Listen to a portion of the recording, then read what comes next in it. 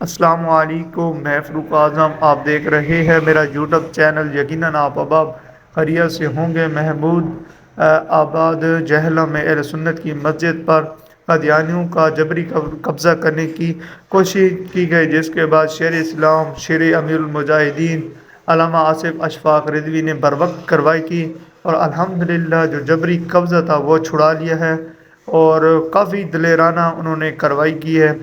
اور آپ اب آپ کے سامنے اس کی ہمت اور جرت کی ایک چھوٹا سا کلپ ہے، آپ اب آپ کے سامنے رکھوں گا کہ کس طرح انہوں نے پولیس اور ایس ایچ او وہاں کے ایس ایچ او سے بات کی ہے۔ بڑا دلیرانہ ان کا یہ کلپ ہے، اور دیکھیں یار خدا کے بندے، اب ملک پاکستان کے اندر، اسلامی جمہوریہ پاکستان کے اندر اس طرح کے کام کیے جا رہے ہیں یار، ان کو متبادل اور جگہ دے دیں۔ اب آپ لوگوں کا یہی مسجد والی جگہ ملی ہے کہ آپ مسجد والی جگہ پہ آپ قیدیوں اور مرزائیوں کو ان کے چرچ اور ان کے بت خانے بنائے دیے جائیں گے۔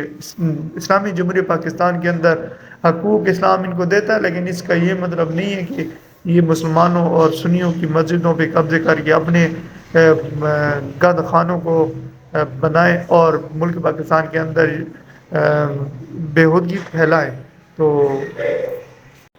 تو علامہ آصف اشفاق احمد رضوی کی اس جرمندانہ کارروائی کو ہم سلام پیش کرتے ہیں۔